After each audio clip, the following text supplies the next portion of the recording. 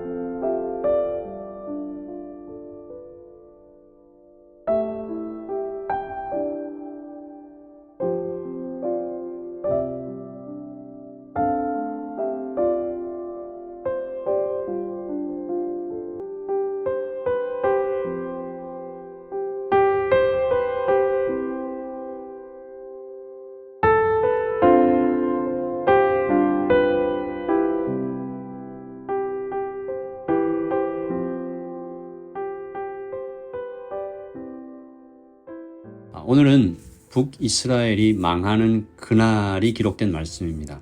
북이스라엘의 마지막 왕 호세아죠.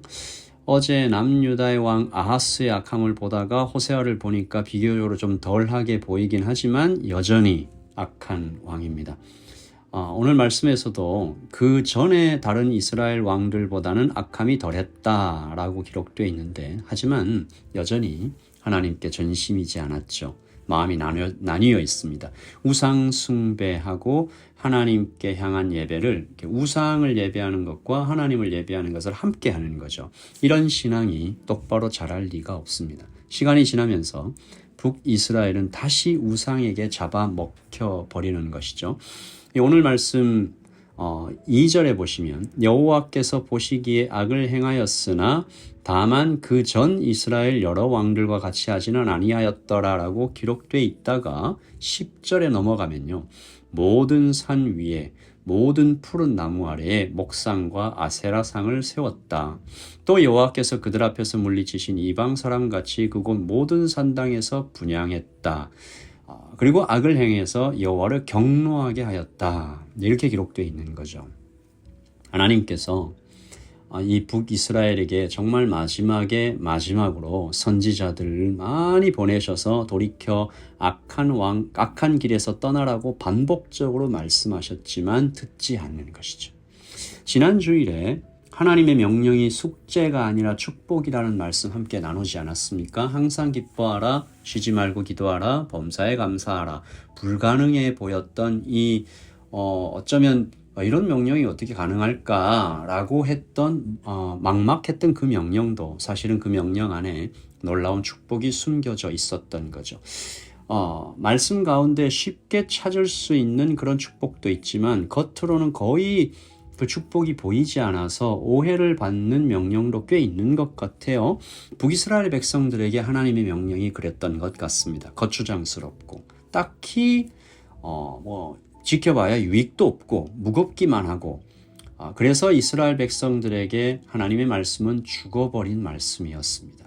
여기에는 타락한 선지자들과 지도자들의 책임이 물론 크지만 그들만의 책임으로 떠넘기기엔 백성들의 죄도 만만치 않은 거죠. 오늘 북이스라엘이 하나님을 버리고 행했던 영적인 간음에 대해서 15절에 이렇게 기록되어 있습니다. 여호와의 율례와 여호와께서 그들의 조상들과 더불어 세우신 언약과 경계하신 말씀을 버리고 허무한 것을 뒤따라 허망하며, 또 여호와께서 명령하사 따르지 말라 하신 사방 이방 사람을 따라, 이렇게 되어 있어요.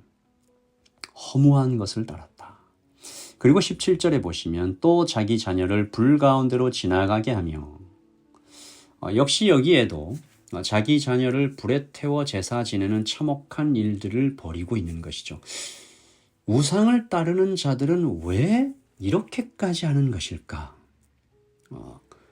정말 도덕을 다 버리고 어떤 맹목적인, 광신적인 이런 행동들을 보이는 것일까?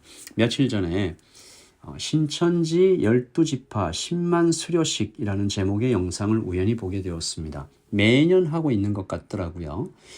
특별히 올해 2024년에는 11만 명이 되었다고 자축하는 어떤 내용들이었는데, 청주에 있는 신천지 건물에서 이 행사가 진행되는데요. 전국의 신천지 신학교 졸업생들이 다 모여서 합동 수료식을 하는 겁니다. 제가 주목한 것은 그들의 표정과 몸짓 속에 보이는 열정이었습니다.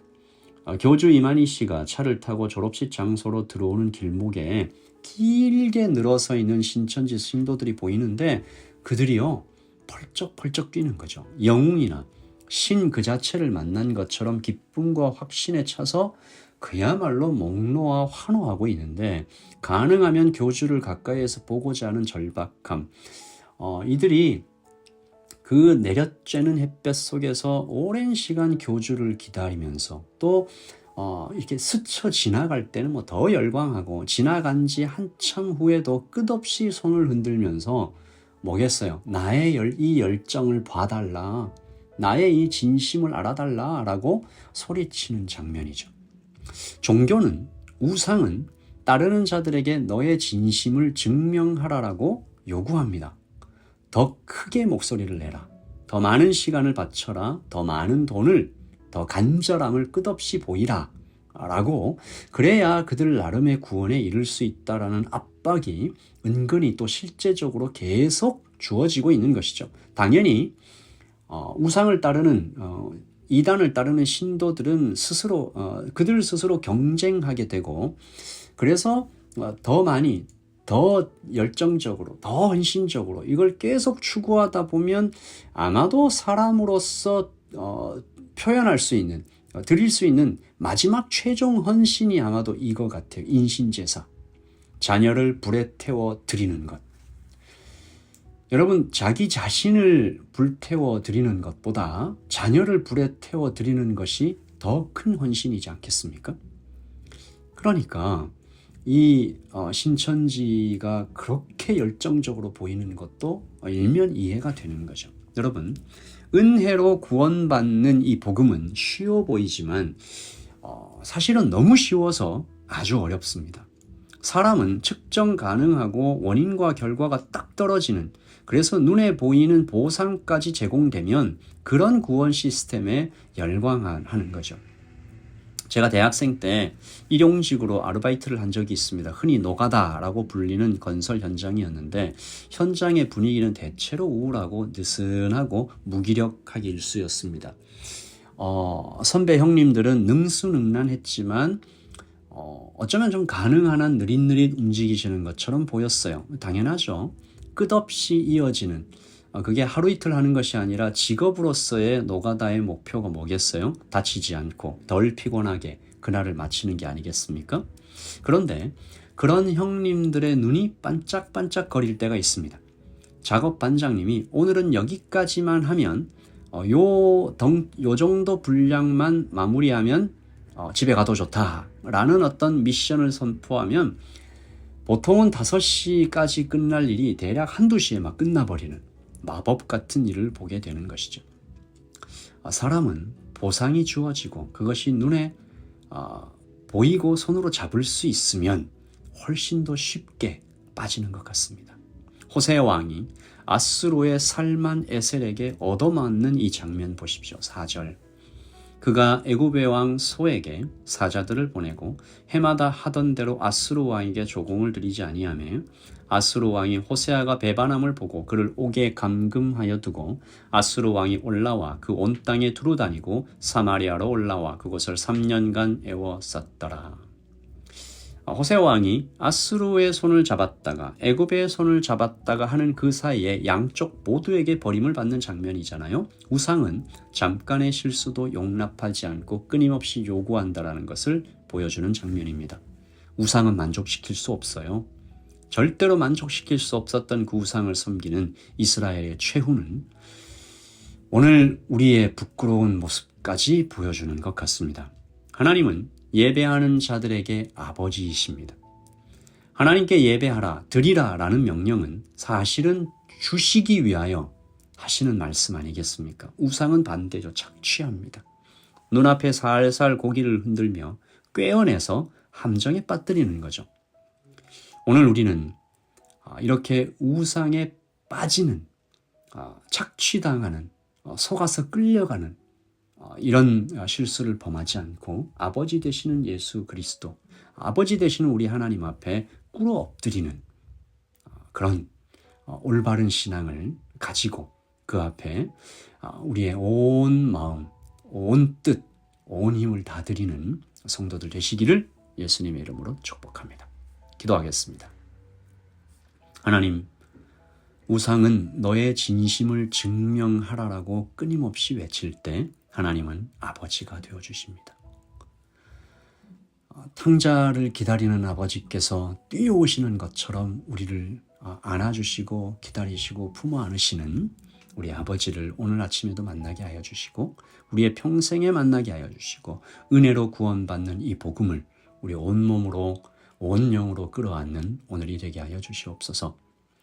하나님, 세상이 우리에게 끝없이 압박하고 있는 그 어떠한 성공과 원인과 결과, 보상에 대한 시스템에서 벗어나 주님 안에, 복음 안에 깊이 잠기는 우리가 되게 하여 주시옵소서. 너희는 먼저 그의 나라와 그의 의를 구하라 하셨으니 하나님을 가장 먼저 찾는 우리 모두가 되기를 소원합니다.